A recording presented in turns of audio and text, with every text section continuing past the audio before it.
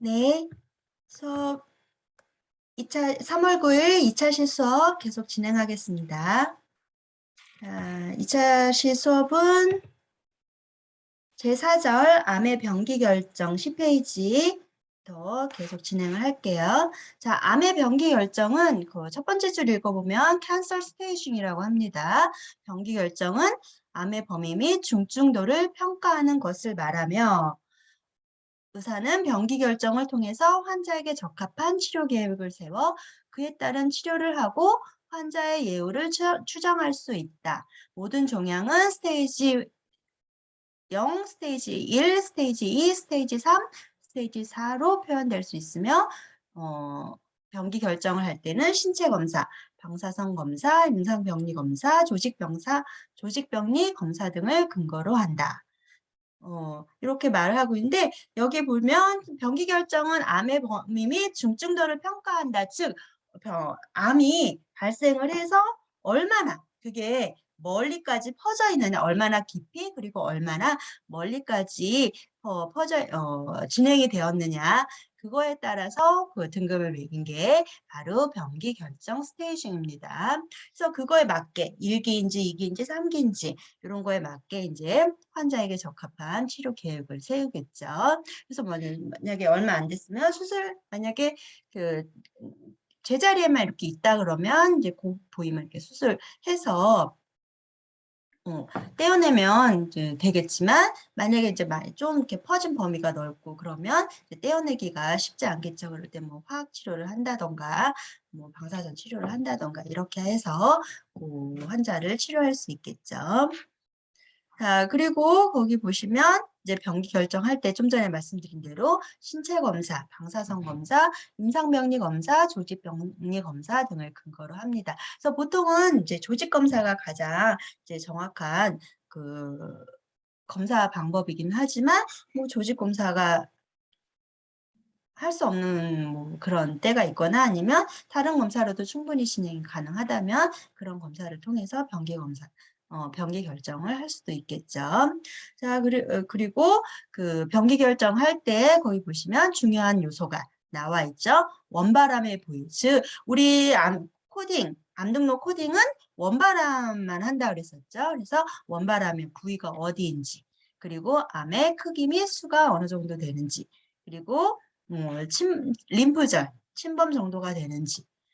왜냐하면 림프절에 침범이 됐다 그러면 우리 림프관을 통해서 어떻게 되나요?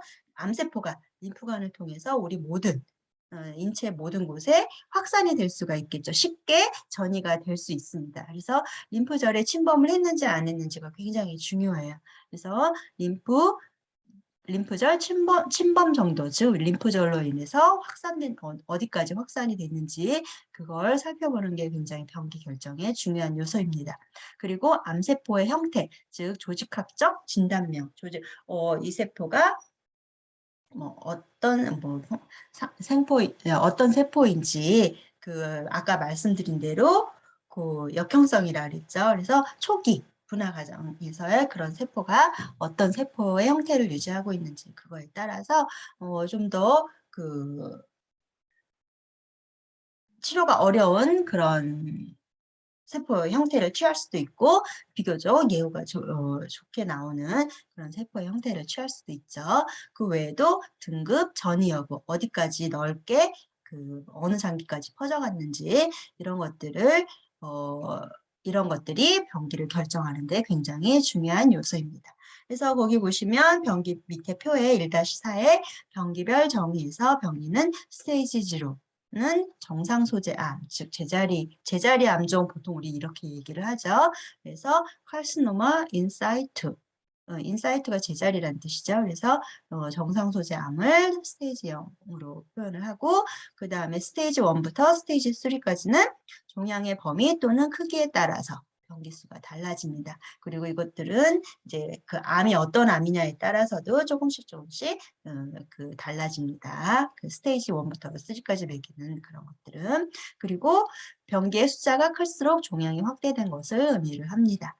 그리고 이제 스테이지 4는 암이 다른 장기로 전이가 됐을 때는 이제 스테이지 4의 병기를 매기게 됩니다.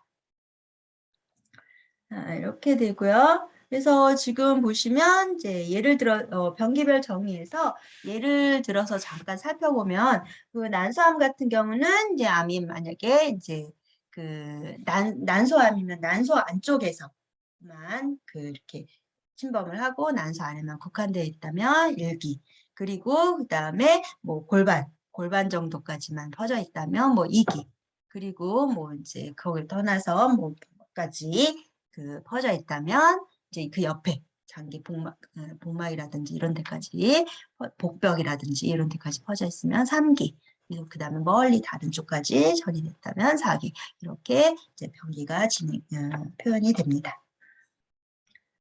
자, 그래서 병기에 대한 그 기본적인 그런 정의에 대해서 살펴봤고요. 그 다음에 5절에서는 병기 결정에 사용되는 분류 체계에 대해서 살펴볼게요. 그래서 병기를 결정하는 방법들이 여러 가지가 있어요. 그것을 분류 체계라고 하는데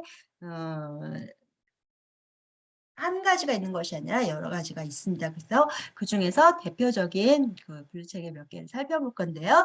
첫 번째가 TNN 시스템입니다. 그래서 TNN 같은 경우 시스템은 T는 그 primary tumor, 즉 원발 종양의 크기가 어느 정도인지, 그리고 그 다음에 그 N 같은 경우는 regional 그 림프 노드에서 림프와 관련돼서 림프절에 얼마나 침범을 했는지, 그 다음에 그 M 같은 경우는 메타스테시스, 디스턴스 메타스테시스에서 전이가 됐는지 안 됐는지 그런 걸 살펴보는 건데요. 첫 번째 줄부터 다시 한번 읽어보겠습니다. TNM 분류 체계는 전 세계적으로 가장 널리 사용되고 있는 병기 결정 시스템 중의 하나로서 국제암관리연맹과 미국 연합암위원회에서 만들었다. 이렇게 설명이 되고 있죠. 그래서 그 밑에 줄 보면 TNM 시스템은 원발암의 범위 또는 암의 크기, 즉 얼마나 원발암이 어느 정도 커졌는지 를 이제 T로 표시를 하고요. 그 다음에 주변 림프절 침범 정도, 먼저 그 침범한 부위에서의 만약에 암세포가 침범을 했다 그러면 그 침범한 부위에서의 림프절이 있겠죠. 그래서 그 림프절이 몇 개 중에 그 침범 부위의 림프절 몇 개 중에 몇 개를 침범했다. 이렇게 해서 이제 표시를 하고, 만약에 침범 부위에 림프절이 10개가 있었는데 그 중에서 2개의 그 암세포가 침범을 했다 그러면 2/10 이런 식으로 이제 쓰는 거죠. 자, 그리고 그 다음에 다른 장기로의 전이 여부, 즉 메타스테시스, 원격으로 해서 멀리까지 전이가 됐는지 안 됐는지에 따라서 1과 0로 구분을 합니다. 그래서 이렇게 이제 TNM 시스템으로 분류되어 있다, 이렇게 말씀드릴 수 있고요. 자, 그 밑에 점에 있는 점 설명하겠습니다. 병기 스테이지와 TNM 분류 체계를 조합해 볼 때, 아까 우리 병기 그 0부터 4까지 했었죠. 스테이지 0, 그 다음에 스테이지 1, 2, 3, 4 이렇게 했는데 그것과 TNM 분류 체계를 이제 조합해 볼 수 있죠. 그래서 TNM 분류 체계를 조합해 보면 예를 들어 유방암 T3N2 M0라고 한다면 이제 보통 T 종양의 크기가 3 정도 되면 종양의 크기가 크다 이렇게 말을 할 수 있습니다. 그래서 종양의 크기가 크면, 그리고 N2죠. 그러면 유방 주변 인접 부위 림프절에 2개의 침범을 한 겁니다. 그리고 다른 M0이죠. M0니까 다른 장기로 전이는 되지 않았다. 이것을 의미합니다. 그래서 이렇게 얘기할 수 있고요. 전립腺 암에서의 T2NO-M이라고 한다면 M0이라고 한다면이죠. 그렇다면 종양이 전립腺에 이제 국한되어 있고 더 퍼지지 않았다는 거죠. 그리고 주변 림프절 침범 N0이니까 침범은 없고 그다음 다른 장기로 전이되어 있지 않음을 의미합니다. 그래서 이렇게 보면 유방암 T3N2 M0, 그리고 그 다음에 전립腺암 T2 N0 N0 M0이지만 그 스테이지 분류로 봤을 때는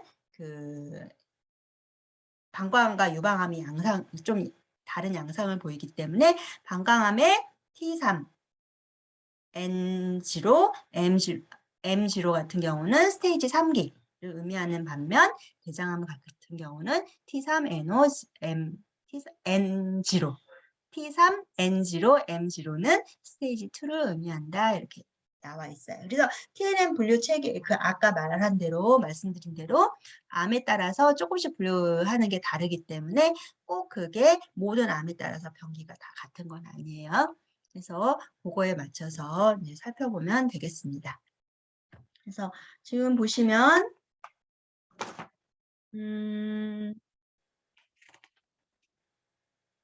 어디 쪽에 나중에 또 TNM 우리 암 등록하면서 TNM 시스템은 계속 나오기 때문에 그쪽에서 할 때 또 계속 같이 다뤄보도록 하겠습니다. 그리고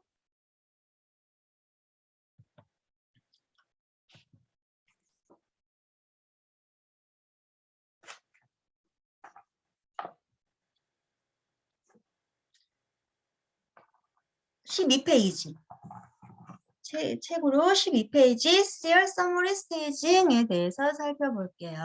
Sear Summary Staging도 TNM 시스템 병기와 마찬가지로 굉장히 많이 쓰이는 그 분류 체계입니다. 그래서 지금 현재 우리 암 등록할 때는 암 등록 자체에 Sear Summary Staging을 하도록 되어 있어요. 그래서 항상 이것을 그 코드를 넣게 됩니다.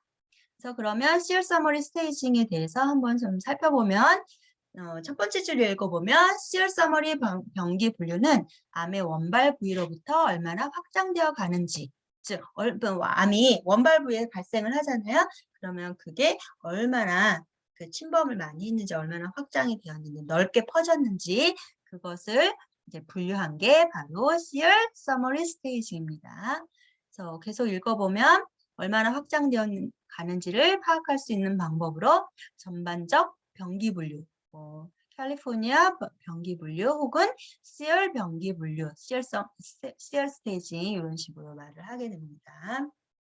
그래서 계속 읽어보면 2000년판 Sear Summary 병기 분류 스테이징에서는 그 림프종, 백혈병 이런 것들을 다 포함해서 모든 해부학적 부위에 적용할 수 있기 때문에 이 Sear Summary Staging을 암 등록 코드에서는 코딩하게 되어 있습니다.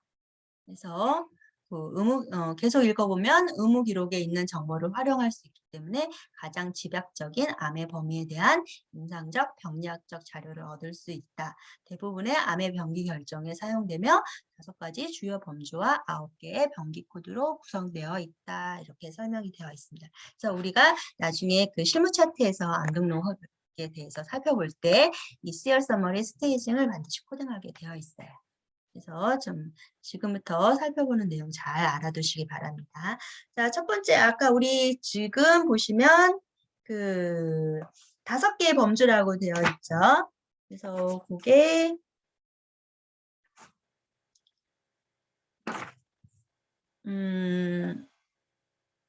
5개의 범주 하나씩 살펴보면 그 첫 번째가 인사이트가 있습니다. 그래서 정상 소재, 즉 제자리. 아까 우리 그 스테이지 0이 병기 결정에서 스테이지 0가 정상 소재암이 인사이트였죠. 마찬가지로 이 Sear 스테이징에서도 그 정상 소재는 인사이트입니다. 즉 제자리에 있는 것이고 그때는 코드를 0을 줍니다. Sear Summary Staging 코드를 0을 주는데 읽어보면 암세포가 원발 장기에 그대로 있으며 원발 장기에 기저막을 뚫지 않은 상태로 원발 부위의 상피 조직만 침범된 상태이다.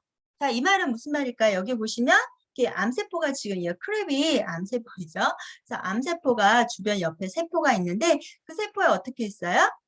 기저막을 여기 보시면 기저막이 이렇게 선으로 그어져 있죠.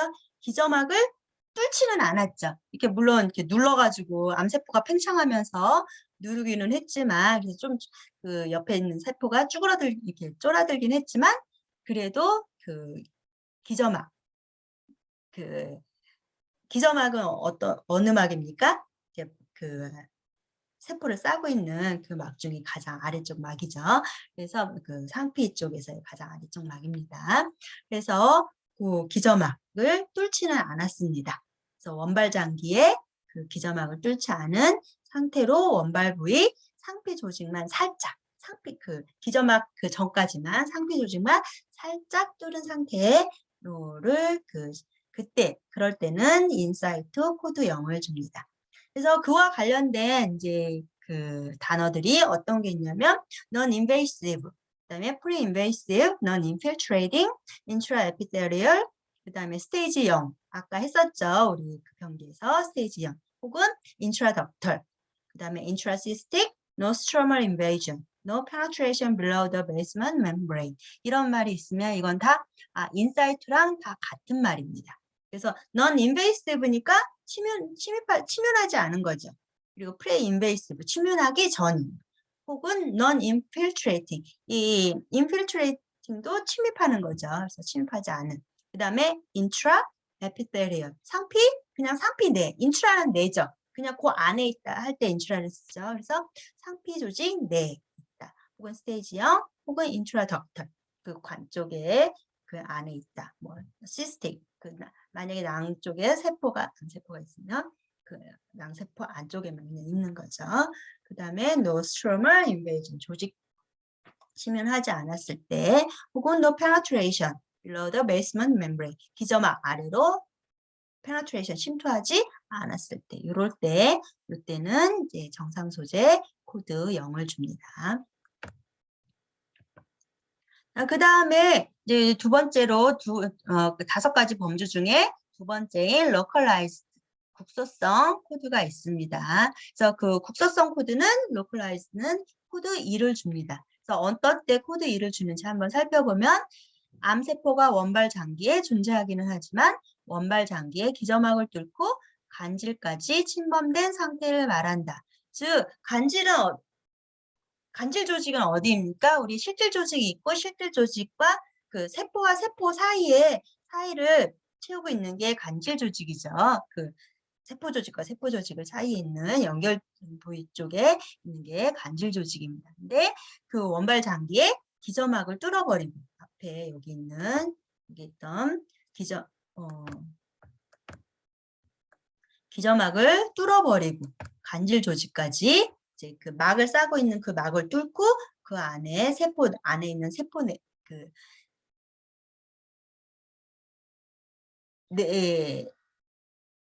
세포 내막이죠. 세포 내막을 가기 전에 그런 간질까지 침범된 상태일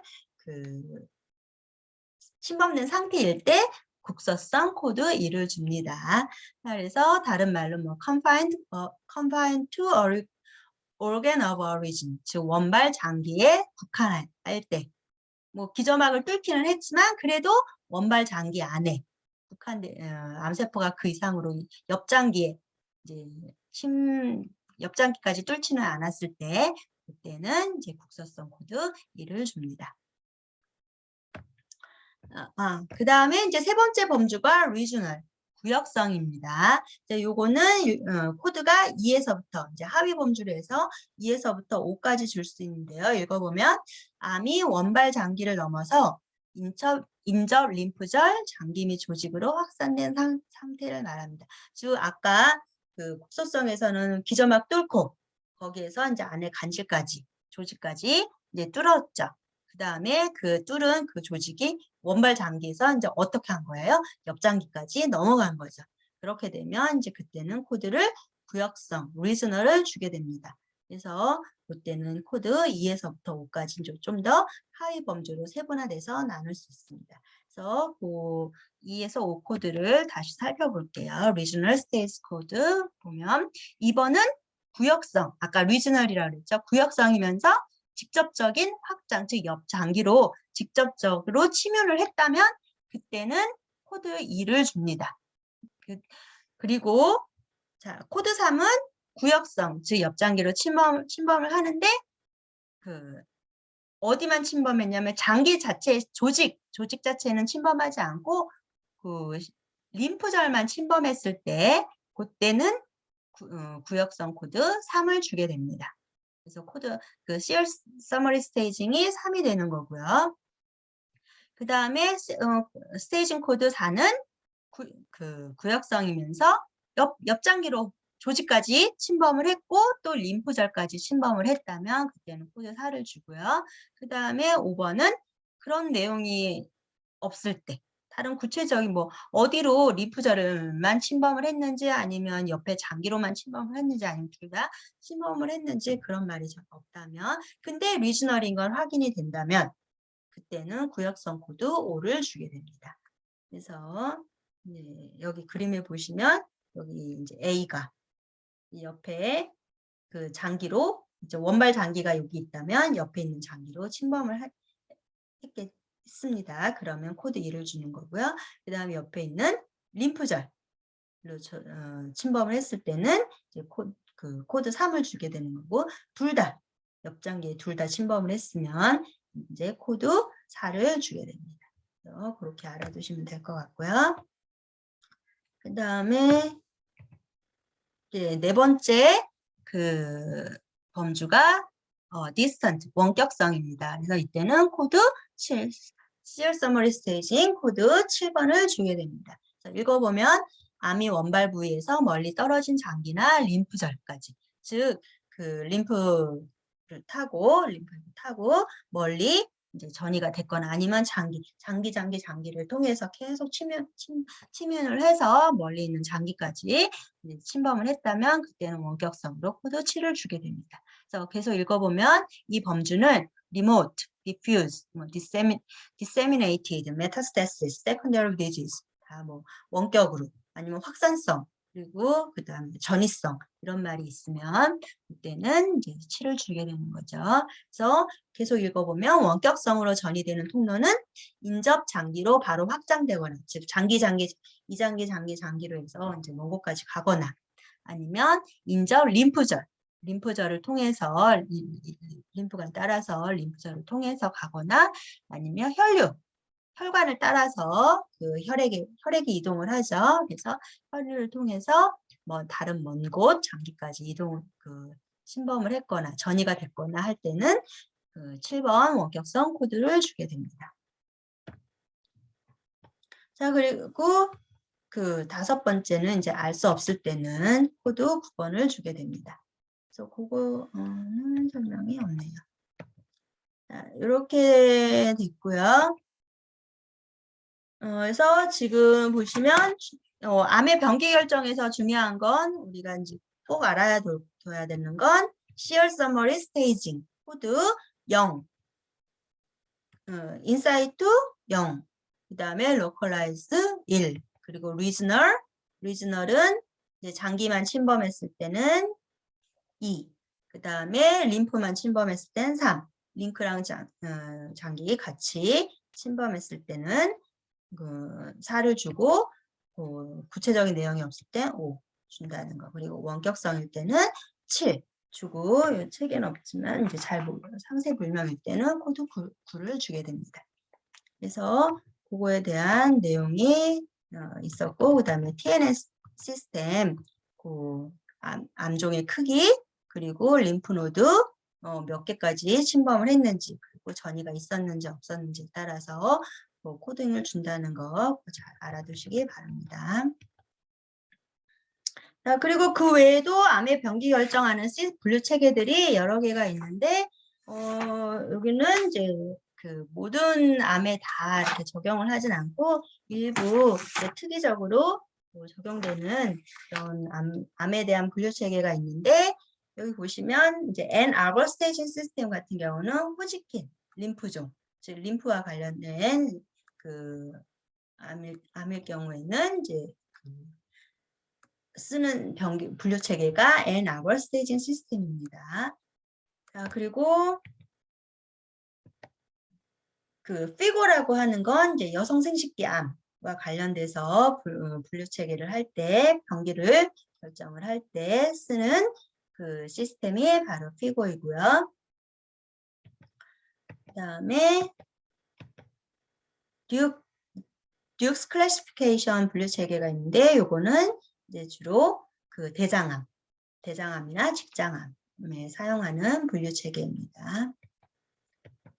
그리고 그 다음에 이제 멜라노마 흑색종이죠. 우리 그 표피의 가장 아래층에 있는 그 기저막 세포층에 그 멜라닌이 함유되어 있죠. 그리고 그쪽 멜라닌 세포가 있죠. 그리고 멜라닌 세포에서 발생하는 악성 종양이 흑색종이죠. 그래서 그 흑색종을 분류하는 체계가 클라크 레벨 오브 인베이전, 그 다음에 브레슬로드 분류 체계가 있습니다. 그래서 그거 있다는 거 아시면 될 것 같고요. 그 다음에 레드 윗머 분류 체계가 있습니다. 그거는 이제 전립선과 관련된 분류 체계고요. 그다음 이렇게 알 수 있습니다. 그래서 지금 여기에 여러 가지 분류 체계가 있지만 그 중에서 여러분이 꼭 알아주셔야 될 거는 TNM 시스템과 Sear 스테이징, Sear 서머리 스테이징 꼭 알아주시길 바랍니다.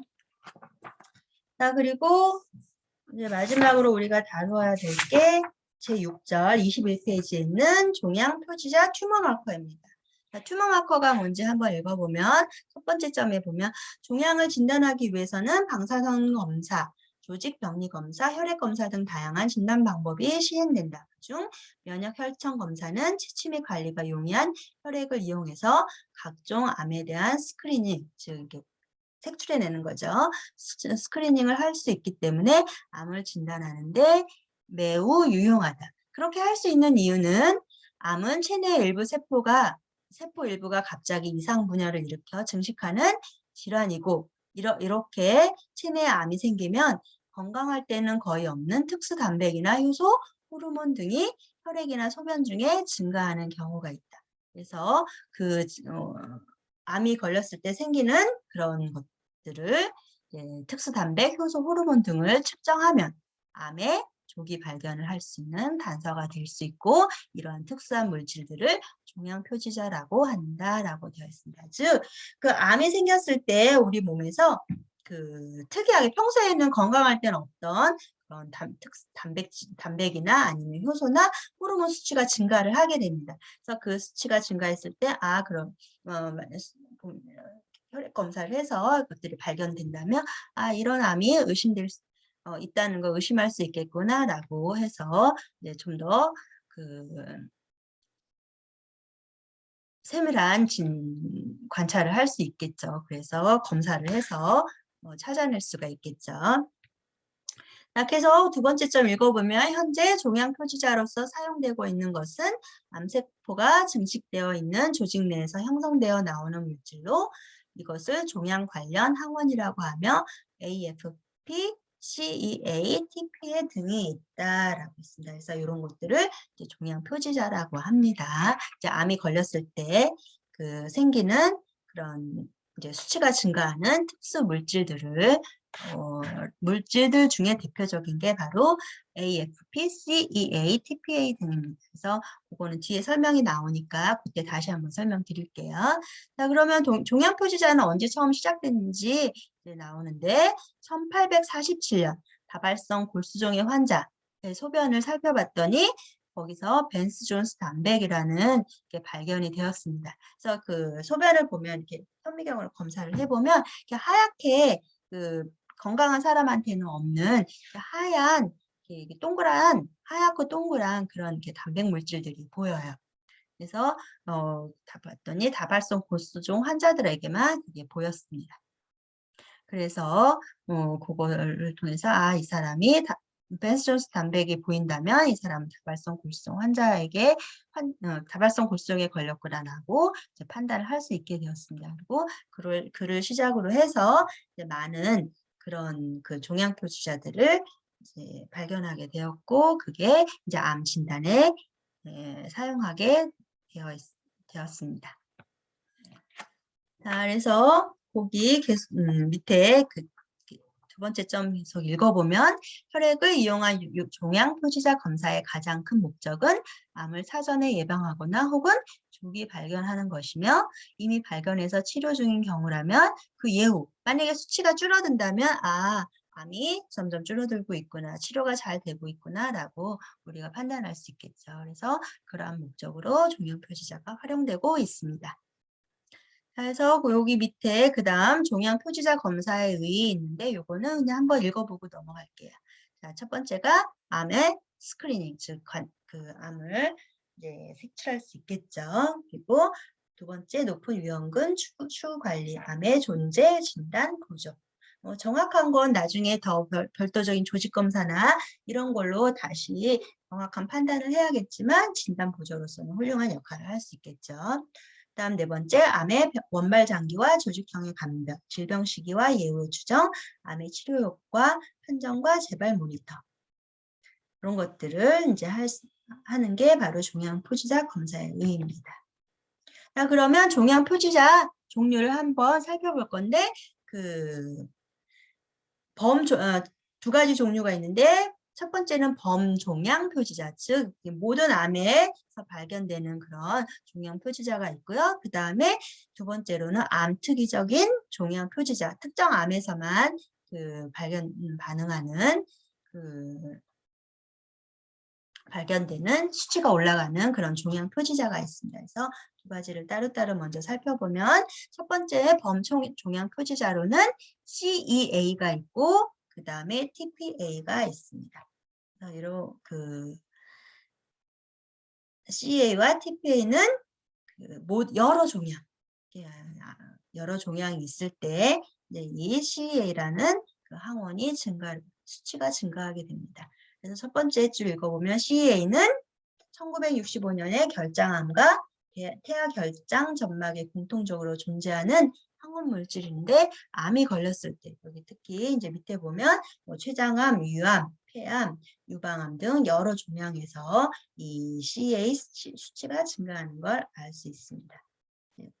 자, 그리고 두 번째 TPA. TPA는 첫 번째 줄 읽어보면 1958년 보고한 종양 관련 항원으로 폐와 태반 조직과 같은 세포 증식이 활발한 정상 조직에서도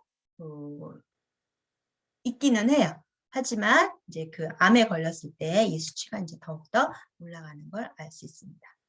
그래서 이제 범종양 표지자는 CEA와 TPA가 있고요. 이제 두 번째로 장기 특이적 종양 표지자를 살펴보면 특정 암에만 수치가 증가하는 종양 표지자를 살펴보면 첫 번째는 AFP가 있습니다. 그래서 보통 이제 우리 알파 태아 단백이라고 하죠. 그래서 요 AFP는 간세포암, 즉 간암이 있을 때 그 AFP 수치가 증가를 하게 됩니다. 그래서 AFP는 간세포암. 그리고 그다음에 CA19부는 췌장 담도하면서 특이성을 보여서 그 수치가 올라가게 됩니다. 그리고 여기 보시면 첫 번째 줄에 췌장암에 특히 양성률이 높은 항원을 발견한다. 즉 수치가 높게 나타난다. 이렇게 알 수 있습니다. 그 외에도 뭐 췌장암, 담도암 그런 데서 굉장히 특이성이 높은 그런 종양 표지자입니다. 자, 그리고 다른 것들은 좀 넘어가고요. 그 다음에 이제 CA125가 있는데 요거는 이제 난소암에서 남소암에 대한 특이성이 높은 종양 표지자입니다. 그리고 일곱 번째 있는 PAP는 전립腺암 종양 표지자고요. 그 다음에 PSA도 전립腺암 종양 표지자입니다. 그리고 CA15-3은 유방암 종양 표지자이고요. 그다음에 페리틴이라고 하는 건 혈액 종양 중에서 수치가 올라가는 그런 종양 표지자입니다. 그래서 보통 페리틴은 우리 철 저장 및 대사에 중요한 기능을 하는 물질입니다. 그래서 이게 우리 몸에 존재를 하는데 이제 혈액 종양이 있다면 이제 굉장히 수치가 많이 올라가게 됩니다. 그래서 이러한 종양 표지자들이 있습니다. 그래서 그러한 그 외에도 많은 종양 표지자들이 있는데 그것들은 여러분이 한번 읽어보시길 바랄게요. 그래서 그리고 그 뒤에 있는 내용들을 쭉 종양 표지자에 대해서 설명이 되어 있는데 이것도 여러분이 한번 읽어보시기 바랍니다. 그래서 오늘은 여기까지 이제 2차시 수업을 마칠게요. 자, 그리고 그 2차시 수업에 대한 과제를 드리겠습니다.